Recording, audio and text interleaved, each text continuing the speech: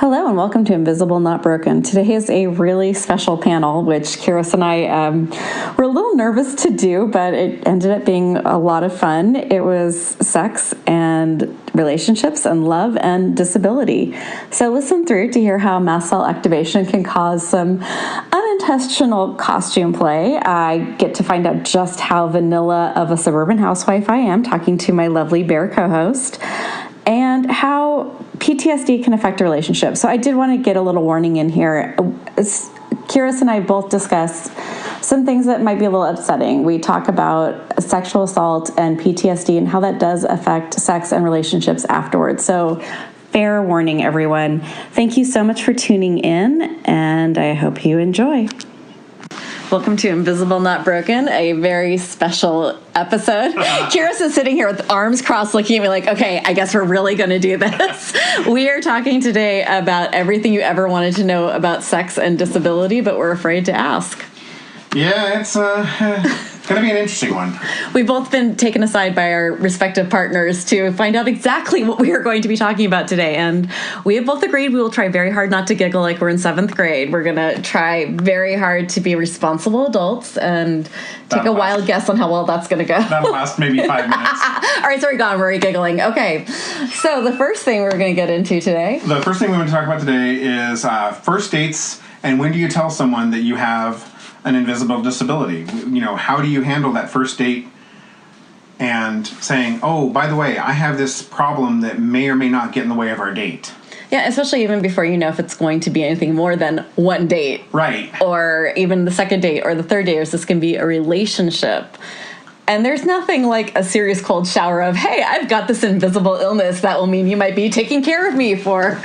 Yeah, I mean, we could be starting out with a great date, and then suddenly my shoulder pops out, and you've got to, take care of me. See, I was going to go into that one, because that is something I actually have to warn. Not that I'm dating anymore, and boring as vanilla as you can get, married for 11 years, but that is something I even have to tell friends when I go out. Is like, hey, if I dislocate a shoulder, this is what's going to happen. Or with my POTS, if I suddenly drop to the ground, you're probably going to need to just get me water and salt immediately. Which, that's always a fun way to start out any outing. Yes. But on the boards that I'm a part of, some of the younger people do talk a lot about this, and how when they tell someone that they have Ehlers-Danlos or they have POTS, that the person freaks out. So I don't know if we actually have any answers for any of this. We're just going to talk about them. Yeah, this is just kind of an open forum talk about some of our experiences, some of the things we know about from other people, some of the things we've personally experienced. Yeah. I was for this, I had actually dated someone for a year or so, and we lived together. And I thought that was it. I thought we were forever, and it ended up being that I was too sick. And they broke up with me because they didn't want to spend the rest of their lives taking care of someone. I think I'm really lucky that this relationship I'm in now with my guys, a lot of my problems started after I was already with them, so I haven't had to try and do dating. That's not an issue that I've had to deal with, thankfully. Yeah, for my husband, he and I were best friends for 3 years before we ever dated. Mm-hmm. So he had already seen me through every attack. Everything. He knew what he was getting into. There was no backing out. He knew what those wedding vows were going to mean. And I think that was incredibly great because I didn't have to. I was so traumatized after that person broke up with me about being sick. I was like, I don't know if I can. It was just so scary. How do you even touch on that again? It's a rejection for something you can't change. Right. And that's actually one of the things we want to cover was this issue of rejection around, fear of rejection and rejection by people that don't understand, that see, oh, you have a disability, and suddenly they're like, nope, I'm gone. I didn't mean to laugh about that. It's just, it's an uncomfortable laugh because it really hurts. There's so many things that you can get rejected for anyway in the dating world. It's... yeah, for real. There's a lot of things that people say no for that are so much more mild than this. And then it's like, okay, now I'm going to add in all of these other issues. Yeah, I with me, thankfully, like I said, that mine didn't start till afterwards, but I couldn't imagine trying to date right now with my IBS and my digestive problems because I never know when I'm going to accidentally get dairy, and then I'm going to have 2 or 3 days of just horrible gas, and it's keep excusing yourself, they're going to think you're like, do you not like me? What? You keep leaving the room every 5 minutes. Because nothing is sexier than IBS. Like, that should go on a Tinder profile. But, yeah, I mean, it's with for a good example, yesterday, Scott and I had lunch, and he normally gets something totally different than what I do, but he ordered the same thing as I did. So I'm halfway through eating something, he goes, I think you got mine. And I'm like, oh. It didn't have cheese on it, it had a sauce that had cream in it. Fuck! And I found out this morning that yes, indeed, it did. And I did get hit, because this morning, between when I got up and noon, I went to the bathroom 8 times. And there is just nothing better than... And it was one of those, oh my God, I have to go right this moment. Can I make it in time? Kind of thing. So it's, if I was dating someone and that happened and, oh, we're out on a date. Oh, by the way, I have to run to the bathroom right now. I get back. Oh, I have to run to the bathroom right now. Someone's going to think something else is going on. Yeah. Are you going to the bathroom and snorting something? Is that it? Do you have a drug problem and need to talk to me about it? Which might actually be an easier conversation. But actually, yes. Less embarrassing, that's for damn Yeah, that. And kind of actually tangenting off of the embarrassment issue, if you have a disability and, it does start to impact this new relationship, are you leading me on because, oh, hey, you acted all interested 5 minutes ago and now you're like, oh, I can't, sorry, no, stop, please.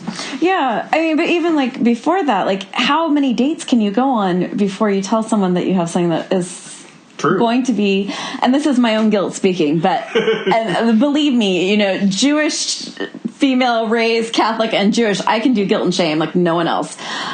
That explains a lot of my conversations with you. Thank you, yes. And the fact that I need to feed you every time you come over. Exactly. But the leading on, even from the aspect of like dating with an invisible illness, like this is something that, like for my family, this takes away resources, this takes away financial resources, time. Yeah. This is a real commitment that my husband made that he knew, and fortunately we had been friends, so it wasn't like it got sprung on him, but it's almost like, well, how many dates do you go in and get someone to like really like you before you go, hey, this is, yeah. And depending on what it is, this could be incredibly impacting. And I don't know what the answer is to that. Like, is it hi, I have this, and this, and let's go out for a movie now? Or like, do you wait? Like, I don't know. I think kind of split the difference is that, maybe go on a first date, see if there's any chemistry there at all. I don't think, like, on a first date it really comes up. Yeah. But when you start going beyond first date, okay, well, this needs to really be talked about at this point. Unless it does have to come up because, like... something happens. I'm pretty obvious with my canes and my wheelchair. It's a little hard to go, I just didn't feel like walking today, or these heels are so pretty, but you really just can't walk in them, so I'm just going to do the chair. Like, I just didn't feel like walking today, so I'm in a wheelchair because it's like, I didn't want to walk. Yeah. So at least, like, for my stuff, it's pretty obvious. And I guess that is something that would, not that I'm dating, honey, I promise. My husband's listening, not dating, I swear. But, like, I get lucky that my disability can be tremendously visible. But, I mean, I guess you would have to actually explain why you can't order half of the menu. Well, and I've had that just being out with friends where I've been like, they suggest going somewhere and I'm looking at the menu going, there's nothing on this menu that is actually safe for me to eat. I can't eat here. And then we have to get up. This happened when I was at work. I've mentioned in a previous podcast that I was at work and, I was trying to find someplace. We went to like 3 different places trying to find someplace that was safe for me to eat. And I feel bad because I feel like I'm making them get up and leave or walk in, read the menu and leave. And it sucks. But so maybe it's just that we are so fabulous that we're worth the effort. No, that expression. You can't do expressions on a podcast, Karos. I was trying to find a way to answer that. I wasn't making a face. I was like, how do I respond to that? Because if I say I agree with you, that makes it sound like I'm, full of myself. If I disagree with you, then, This is what happens when you're a shut-in like me, where you don't get out in society anymore. You're like, I don't know, what's a social nicety anymore? I tend to say whatever's on my brain. I have like a 5-second filter. Right. But I want to come back around to that whole aspect of the perception that you're leading someone on. I could very easily see with my current condition, if I was still dating, that, we go out to eat, everything's great, the dinner's going great, and things are starting to get amorous, and all of a sudden, oh, my stomach went off. Something I ate at dinner actually had dairy by accident. And now, if I'm at their house, do I use their bathroom? I hadn't even thought about that. If we're not at their house and I have to go and I, go 3 or 4 times in a row, are they thinking I'm avoiding them? Do I have to tell them at that point? This awkward, oh, by the way, I accidentally had dairy. I'm going to be in the bathroom the rest of the evening. I think our evening is now over. Yeah. There's one thing where it's like a communicable disease or illness that absolutely you need to disclose before sex. Yes. But then there's, things that no one can catch, but it's like, well, then the ethics get very different on when you need to disclose that there are certain disabilities or issues involved. And also what you're saying, like, that can get awkward with, like, it's going somewhere, it's totally leading somewhere, but something suddenly happened and bets are off. It kind of, again, tying right into that, where, say it's a pain issue, and you've gotten to that point, but then, like with you, with your dislocations. Oh, yeah. The pain is suddenly an issue where I can't keep going because I'm in agony. Yeah. And, how do you politely tell the person, we have to stop now, I'm hurting? Yeah, and this is where I'm so fucking lucky that I'm married. And married to the world's nicest, most incredibly sweet man on the face of the earth, because it's not an issue in my marriage. And this happens all the time. Sorry, honey, if I'm getting too graphic. My husband will be turning every shade of red if he listens to this. But my hips dislocate with no warning. That happens all the time. I don't need to get graphic for anyone's imagination to get when that can happen. My jaw can dislocate, my ribs dislocate, my shoulders dislocate. So any position can turn into a modern art sculpture. But there can be emotional fallout from that still. I mean, your situation, especially you've been married for 11 years, it's not as much of an issue, but especially if you're dating or in a new relationship, that can definitely be oh, what do you mean? We gotta stop. Yeah. And for me, again, having very big, problems with gas or having to just suddenly go to the bathroom, things are heating up and suddenly, I need to run to the bathroom right now. I'm going to leave you stranded here while I run to the bathroom. There's a lot of porn on on the computer they can watch. I thought you were going to say there's a lot of porn about that. I'm like, what? No, God. Oh my God, no. Talking with you makes me realize just how vanilla of a housewife I've become. Oh, wow, okay. Where was I? I've lost my train of thought. This is going to happen quite a bit during this conversation. We thought we were going to be able to hold, mature discussion about this, but that's out the window, sorry. But yeah, so, do you stop and try and make sure that things complete? Do you say, I'm sorry, I'm in too much pain, and deal with sometimes maybe the emotional fallout of, you kind of left me hanging here? Or, alternatively, do you find ways to adapt your sex life so that it can accommodate these new realities? Yes, I'm a big fan of the adapt, because, if you are in a long-term relationship and they already know what's going on, if you hear a sudden dislocation and the person still wants to continue, you already have a plan B. You already have protocol. I mean, I think even outside of sex, just in general in life, the biggest problems occur because things aren't laid out. If expectations aren't met, thank you. I actually tried for that one. If expectations aren't met, that's where the biggest problems happen. Right. And so if there's hey, this could happen. If this does happen, then we can move on to this other activity, yes. Or this could work. There's all sorts of body parts that can you can go back to being in high school for heavy petting stuff, or there's other things that can happen, maybe not as fun or exactly what you enjoy, but there are other things. And if you already have a plan of action, I think that works out really well. Yeah, I think that's kind of the key to a lot of this is when do you start these conversations with someone when you're dating, and then you, sadly, they never end. Well, hopefully they never end. I mean, things are always. Well, I just mean, the conversations about how to deal with the pain, how to deal with the new reality. David and I have been together for 10 years. Scott's been with us for 8. And we still have these conversations. You've been together for 11 years, and you talked about, you guys still have conversations about how to adapt to this thing and how to. Oh, yeah. It's a never-ending... Well, that's marriage, too. I mean, True. It's a never-ending conversation. True. But I'm talking about specifically adapting to the disability. And finding maybe new things that work. They're always trying to find better ways of dealing with it. Well, we now have like a really interesting thing that I have mast cell activation. So that basically means that I can suddenly look like a Star Trek character, like, which is, I find it hilarious. Wait, I'm not familiar with this. What are you talking about? So it's basically like your histamines become drama queens. Okay. And like all of a sudden it's like, hey, you're allergic to, let me think, this.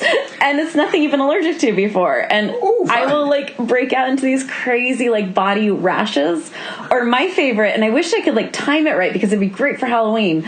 All of my veins will come up. So like the veins in my chest and my face go all the way forward. So, you know, like, you know, talking about the whole sex stuff, like that could be some, you know, great ways to like do the costumes and things. But it never happens when I'm thinking. That's a quick way to end things. And he generally goes with bad ideas. He panics. Yeah, kind of. I think it's funny, but I have a weird sense of humor. We do have a very weird sense of humor. Yes, I'll agree with that. Another thing we wanted to talk about was what happens when you get together over commonalities, things you both really, really enjoy, and then suddenly, because of this disability, you can't do them anymore. Yeah, so like getting away from like sex and into just the relationships is, you know, traveling and hiking and... Oh, I'm sure we'll come back to sex. That's not... Oh, yeah, well, I mean... we both have like the dirtiest minds ever, so we will totally get back there. But for the not dirty section of this, I will actually reference my parents because this is where we're staying the hell away from sex so I can stay out of therapy.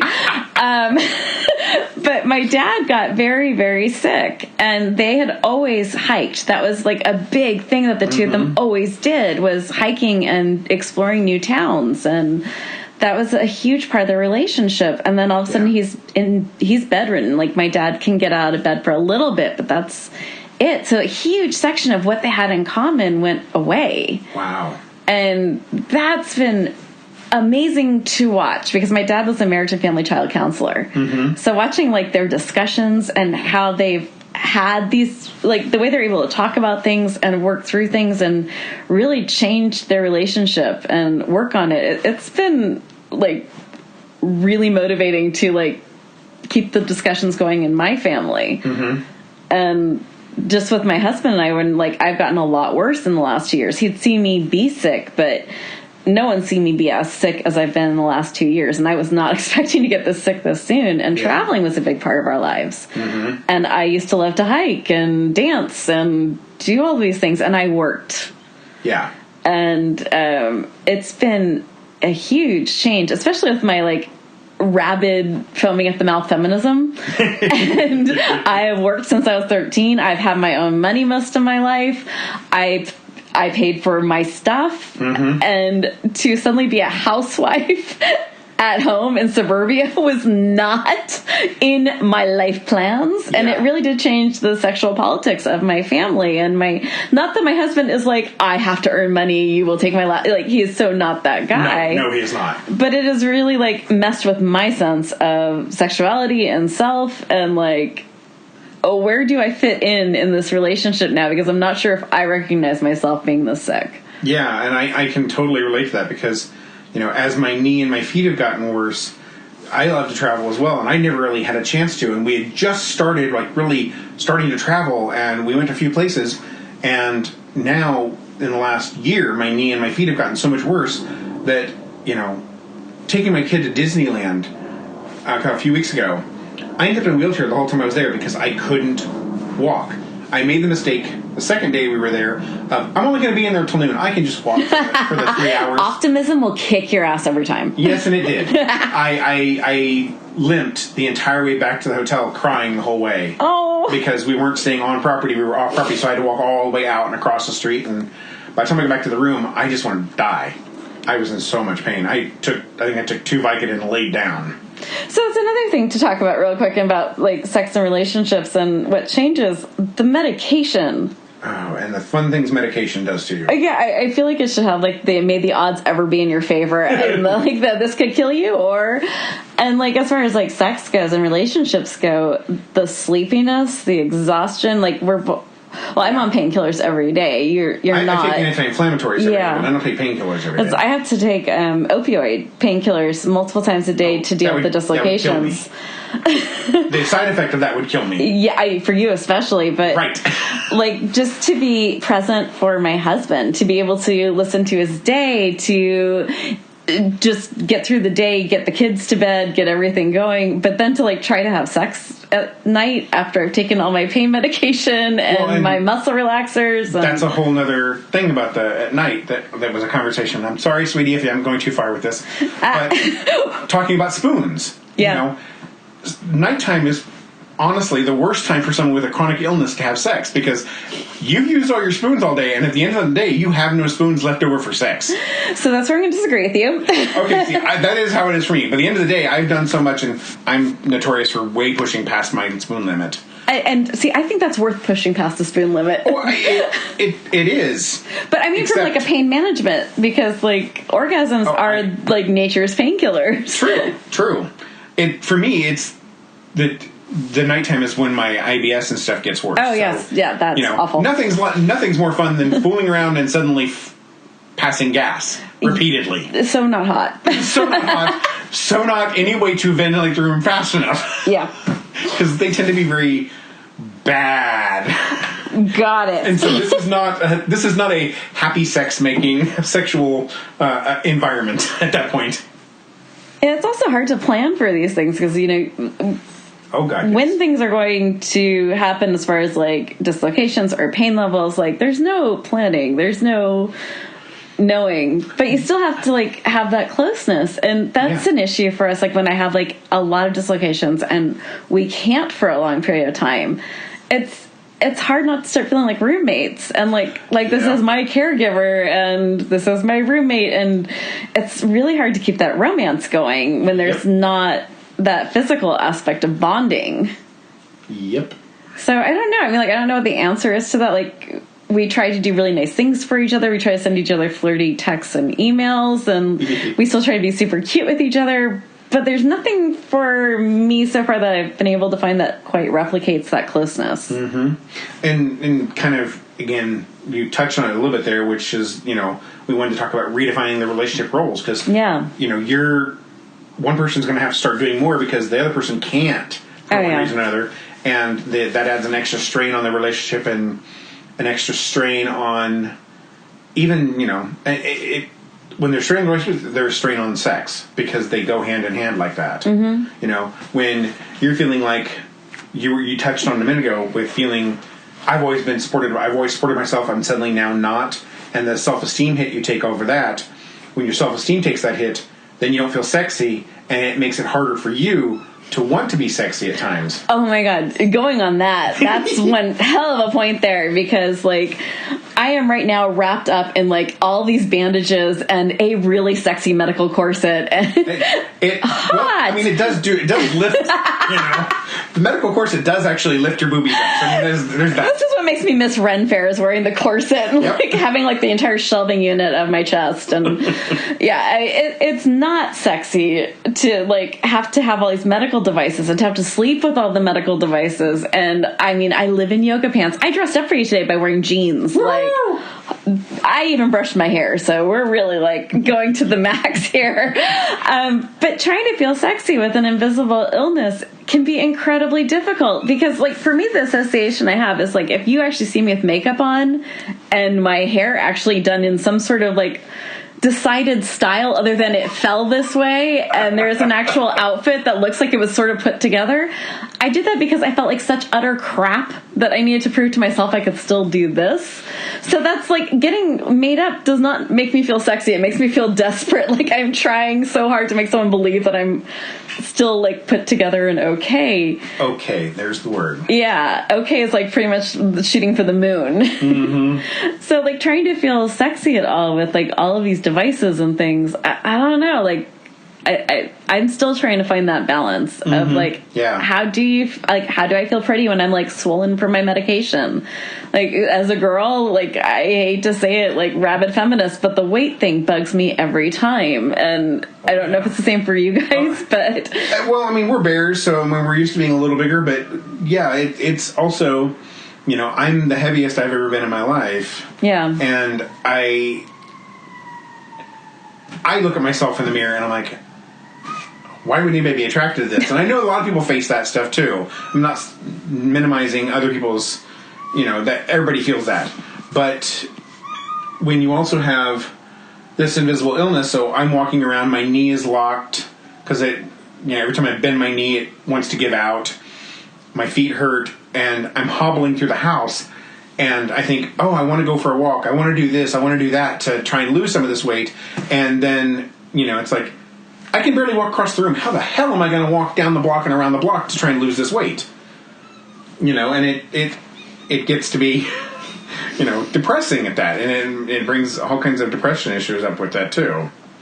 And, I talk to the guys about it, but then I feel like that's all I talk about. I'm oversaturating them with... Oh, yeah, that's the other thing we're going to talk about is the oversaturation, people will say, you're obsessed with your pain, you're obsessed with, try to think of something else, distract yourself, and it's like, oh my God, do you realize that, I don't even say half of the stuff that's in my head, Oh, yeah. I won't even tell someone I'm hurting until I'm hitting, an 8 or a 9 pain level. Yep, I'm the same way. I don't tend to talk about it until it's to the point where, okay, either I need to take meds or I need to, stop what I'm doing because I can't function. I no longer can function. We have a cat that's sitting outside the door. Yeah, I've multiply flipped off my cat. And that is not a euphemism. Yes, it decided to come up. So please ignore all the meowing you're hearing. I swear she's well taken care of and loved, but as a true cat... This is the only time she's ever done something like this. Yeah. But, back to our oversaturation. I feel like that's all I talk about sometimes with the guys is that, it's like, why do I hurt this much? Why do I hurt this much? The guys have heard me. There's a running joke in my house that when my feet first started getting really, really bad, it's like, what do you want for Christmas? What do you want for your birthday? A bone saw. And I would tell them how mean they were because they wouldn't get me a bone saw to cut my feet off because they hurt so bad. I try and make a joke out of it because I feel like it's all I talk about is my feet hurt or my knee hurts or, oh my God, why can't I just go to a restaurant and order what I want rather than what I can eat?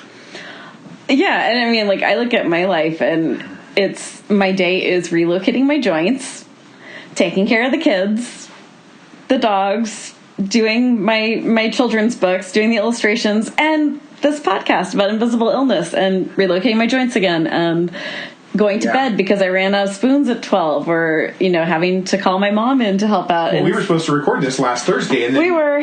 And then, I said, okay, I'm going to come over. And you're like, no, I have no spoons. I'm in bed. We have to do this next week. Yeah, I think I dislocated my hip completely. Yes, it was really, really bad day. So, that's another thing. We're trying to do work because we want to do this podcast for you guys.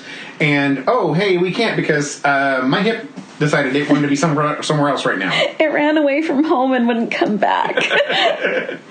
But that's, this is our lives, and it's never not on your mind. There's no way to, put this out of your head. This affects every aspect. And then it's but this poor, partner I have who's trying to tell me about his day, and I'm like, but I can't focus on you. And it's so not fair to him. I'm in so much pain right now. It's all taking everything I got just to sit here and smile and nod. You actually have the smile I get, and there's, it's, super tight, and the teeth are showing, because that means you're really smiling, and, oh, that's really great, honey. Oh, okay. And, and sex and relationships are not something you can exactly go to your doctor and talk about either. So, when I have these digestive issues, and I'm lucky enough that, I'm a gay man, I have a gay doctor, so I have mentioned some of this to him, but, it's how do you really just oh, by the way, doctor, how do I deal with this problem? Because there's a whole embarrassment issue of talking to someone that you only vaguely know. Even if you have I have a good relationship. He's been my doctor for 9 years. But still, it's still really uncomfortable to talk to my doctor about my sex life, first of all. Mm-hmm. But then to say, okay, well, I have this illness and these problems, and they're getting in the way, and how do I get around that? That's just not a conversation that's easy to have.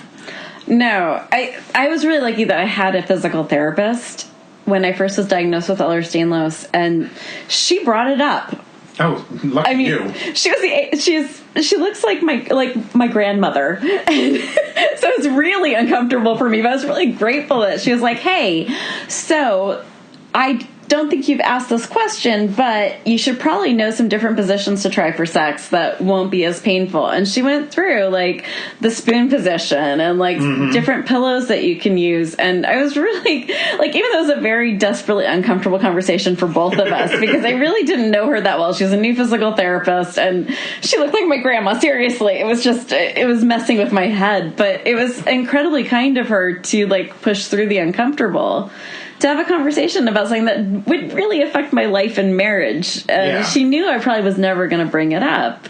And she's right. I never would have brought it up.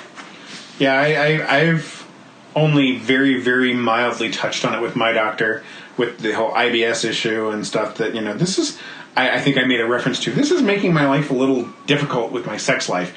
And he's like, oh yeah, I guess that wouldn't it? And you think? That was the whole conversation.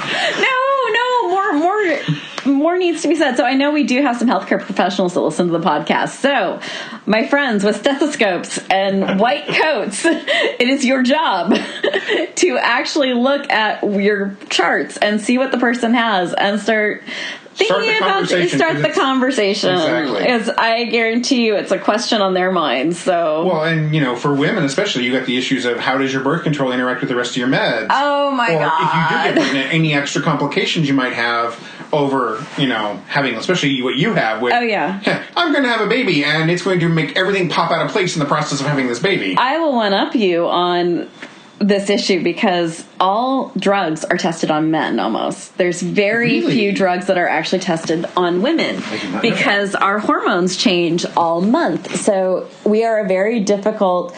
So most like the heart medications, all these medicines are tested for men.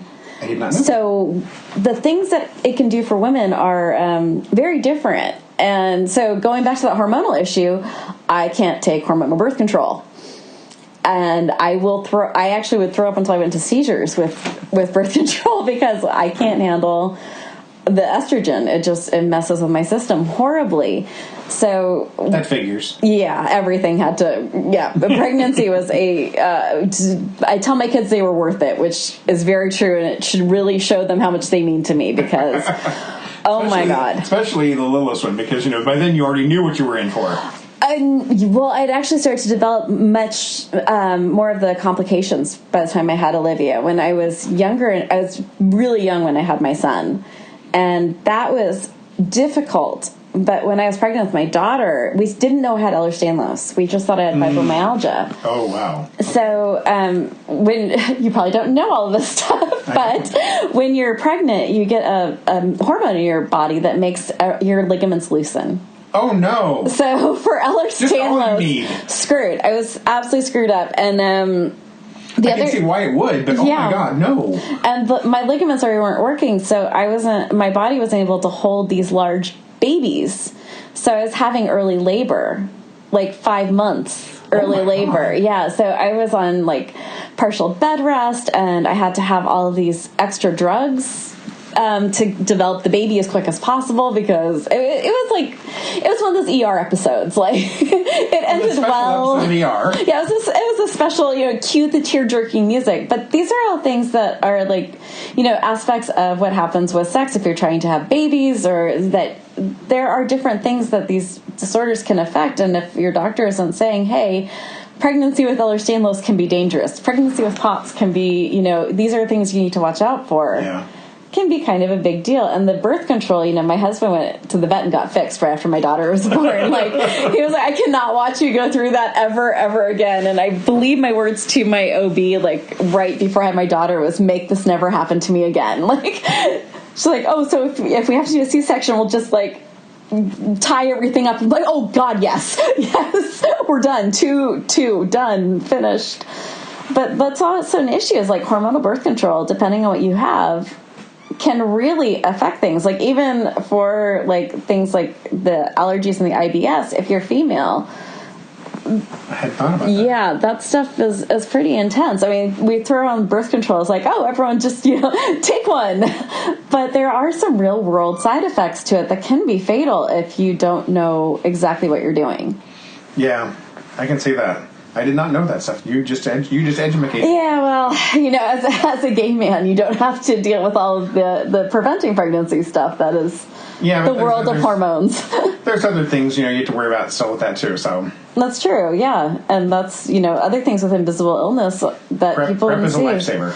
Yeah, and so do you want to explain what PrEP is? So, because I didn't know until you were chatting this. So, on the gay male side of things, there is a drug called Truvada, which is the pre-exposure prophylaxis, which basically, it's sort of like, it's a pill you take daily that is, it's one of the first things they give for people who have HIV to try and suppress it. But if you take it daily when you don't, it acts as a, like taking the pill for stopping pregnancies.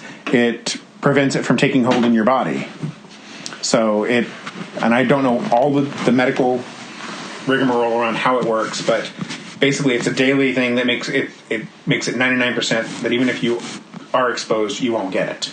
Yeah, which is crazy because, I'm a little younger than you, but I grew up when, HIV was sheer terror. Not that it's not terrifying now, but it was like you were watching Friends go. Yeah. I mean, I grew up in the 80s, and it was 84 when it was first found. I was a freshman in high school. God. So it's my entire adult life. That's been the reality. And this has been around for a couple of years now, and I only heard about it, a year and a half ago, and I'm, fairly connected in, I thought. Yeah. But it's like, oh, yeah, there's this thing out there, and I'm like, really? And, I started actually looking into, how serious is this? I'm like, wow, this is actually really a big deal. And now it's like, so I remember when it came out, and I remember when the cocktail came out, especially because one of my friends was almost dead, and he was one of the tests of the cocktail. Okay. So I took him out to do photos of him for his mother, so his mother would have pictures of him, as it looked like it was only going to be a little bit more time. And that's when he was on the test for the cocktail, and all of a sudden he went to almost no viral load. And that was just so baffling. And it does feel almost like we went from HIV of being this, you're going to die in 6 months, a year, to it's an invisible illness that is almost like a chronic illness that you're treating all the time. All right, so since we're already talking about the not so funny and the deeply sad part, I'm going to talk about the things that I was really worried about talking about and a little nervous about, which is PTSD and sex, because I really believe that PTSD and emotional issues are invisible illness. They're definitely they're things that are on your mind and they're not visible. You don't see it. And I know that most people don't know my history of sexual assault, and that was a huge factor in my sex life and dating life for a long time. And I would actually have panic attacks being alone in a room with a man. Ooh, fun. Yeah. That makes dating just a little difficult. I mean, it made dating women easier, but it did not make dating men easy at all. And it was actually incredibly impacting on my life because I was so young when those things started that I didn't have a really good grasp on how to be around other people even. It was just so instrumental in how I developed my own relationships that even in school, if a teacher wanted me to stay after school, I would have panic. Wow. Yeah, and then, the aspect of, being a teenage girl who had a big chest, and I looked like an anime character when I was a teenager. It sounds adorable, and it was just so traumatic. Boys would snap my bra until my back bled, and boys were vile in high school and junior high, and, I had this reputation that at the time was not deserved. And that was a lot to deal with. So the idea of building up a sexual relationship after rape, after sexual assault, becomes a really tricky thing that requires so much patience with the person moving forward with the relationship and the person who's entering into the relationship. My husband's probably the first person that I've dated that I haven't had to have these conversations with, because I'm 20 years past these things happening now, and it just I thought it was going to be something that would affect my whole life, and now it's oh yeah, that happened. It's almost like a story. it doesn't affect things as much now. But back then, like, being touched was this very confusing thing of, I like this, but I'm really afraid where this is going to lead.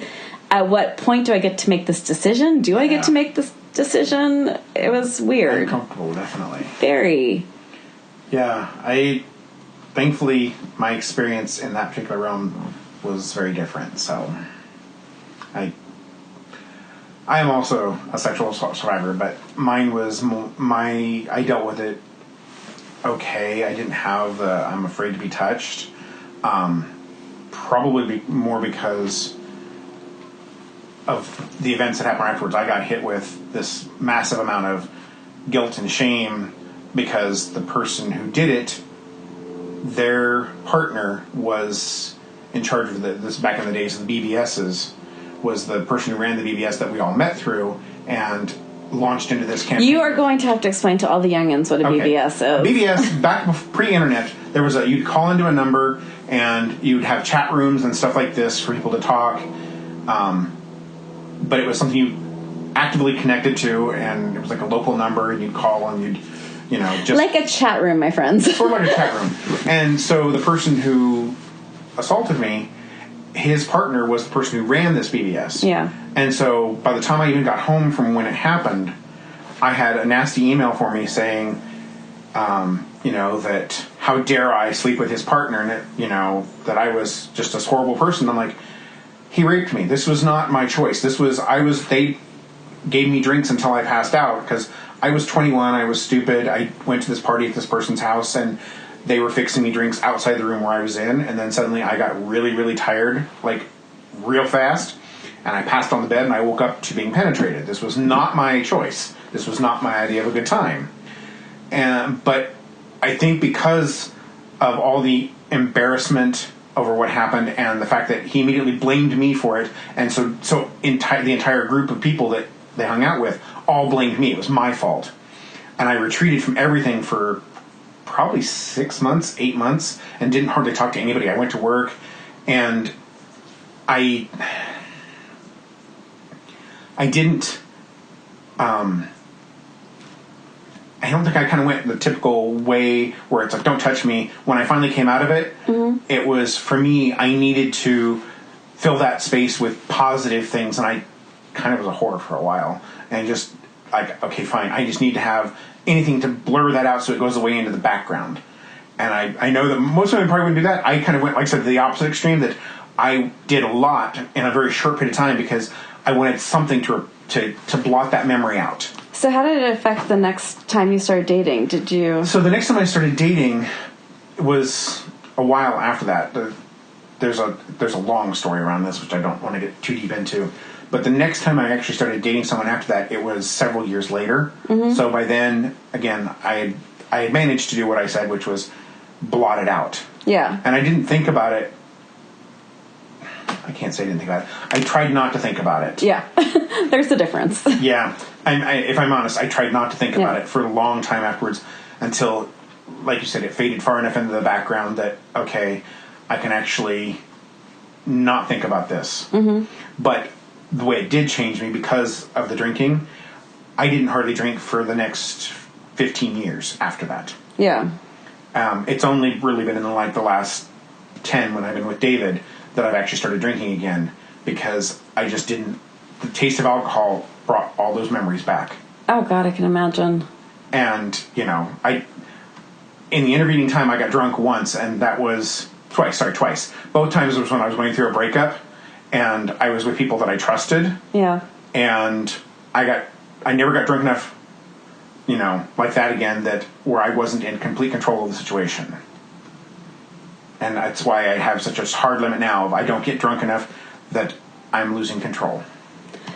And so there's another aspect, and we're going to also move into some of the solutions we can... Solutions, but also we're going to move into like how medical tests and the pain from like touch in a medical can also affect. And I think this also goes to both of those things, because being in your body is an important part of sex. And when your body is betraying you or is betrayed, it's really hard to stay present.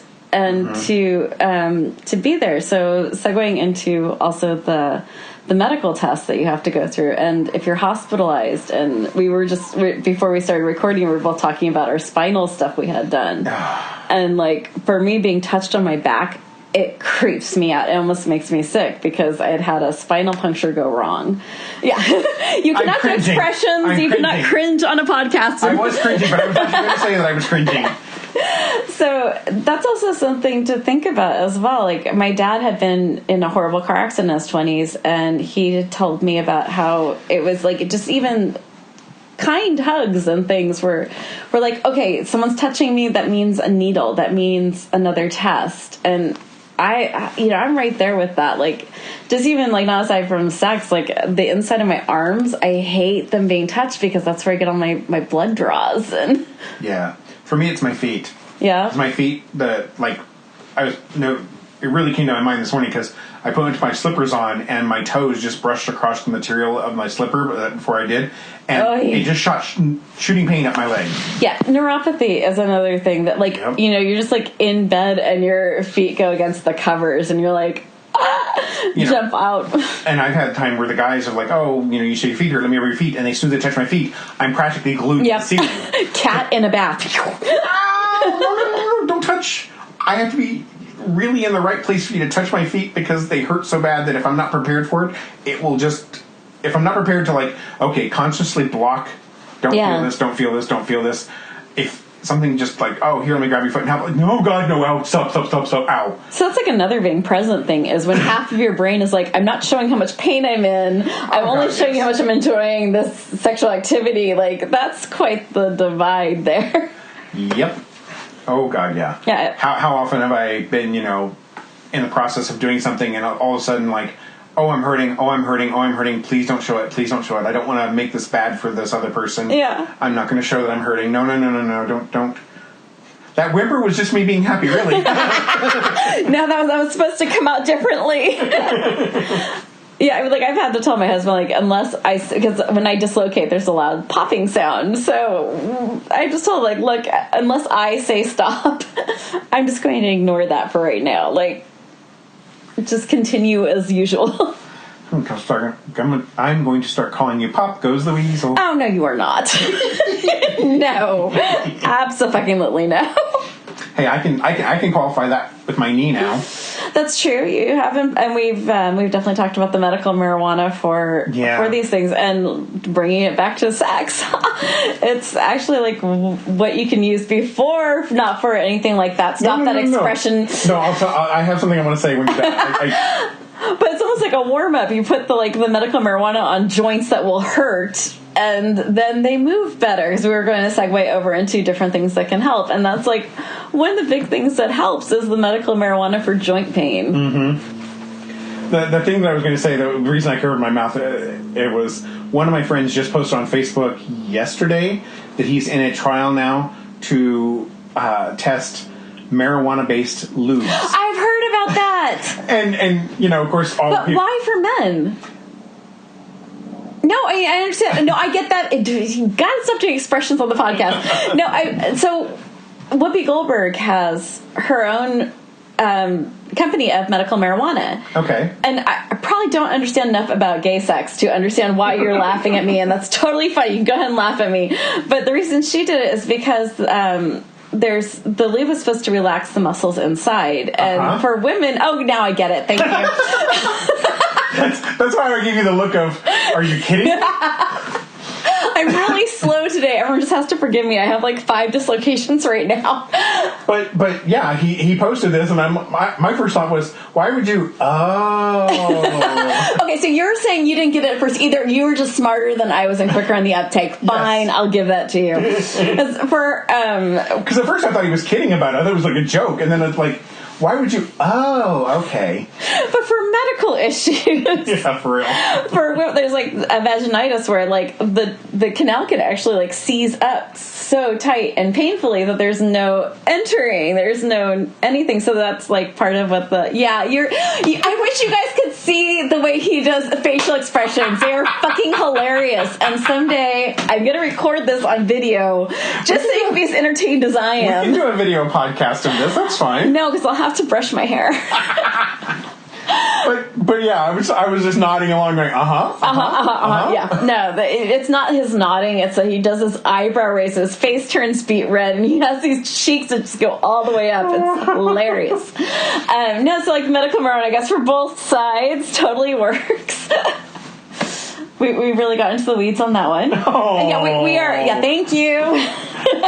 So the medical marijuana kettle black there. That's definitely one of the things I recommend. And there's also the body pillows and the wedge pillows for different positions, and also just to keep limbs in check. Keep everything where it's supposed to be? Yeah, that. Or where you want it to be? Where you want it to be. We mentioned it before, is like, talk. So as someone who's in a poly relationship, you're going to talk. You talk till you're blue in the face, and then you talk a little bit more. When you have an invisible illness, it's kind of the same thing, that you don't get to just fool around. You always have to be talking about, oh, hey, I can't do this because of this. I can't do this because of this. I know it'd be really hot if we could, do this standing up, but my feet will not allow me to do this standing up. As the person in the boring, vanilla, heteronormative, like the Republicans would actually approve of my relationship. Yeah. See, you guys see his expressions. They're so cute. That was a dirty look. That was a dirty look. Believe me, I never expected that I would be remotely Republican approved, but somehow that's just how the cards shuffled. But in any relationship, it is the talking, like the ad nauseum talking all the time. But it really is communication. And going back to like what we had talked about when we first started this podcast, it was that just being able to discuss the expectations and have a game plan for what happens if things go off the rails. But it really comes down to trust, and like trusting your partner enough to know that they're going to get it and they're not going to walk. And like I was, definitely. Yeah. And my new favorite magazine, which you're going to laugh at me, is Teen Vogue. Well, the leader of the resistance, and yes. I never thought I'd love them, but I do, and they have a sex column or a relationship column, and it was so applicable to what we're talking about right now. It was a girl who was saying that she really enjoyed like playing with this one boy. She's really enjoying like all of the like different stages of sexuality that they were exploring, but she wasn't ready to go any further. And the advice was so beautiful, and it was so perfect about how wonderful that you're enjoying this, how great that you discovered your sexuality. That's fantastic, and there's no shame to it. But make sure that the person you're with is someone that you're close enough to and you feel safe enough to be able to have a conversation.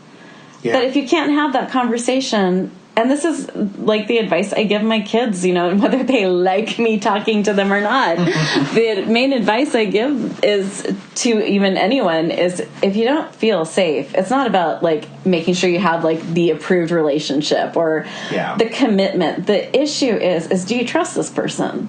Do you feel safe enough to have a conversation? Because if you don't feel safe enough to have the conversation, that's probably not the best situation for you to be in. And the advice ended up being, like, if you don't have that, find someone that you can play with and enjoy your sexuality with that you do trust. Yeah.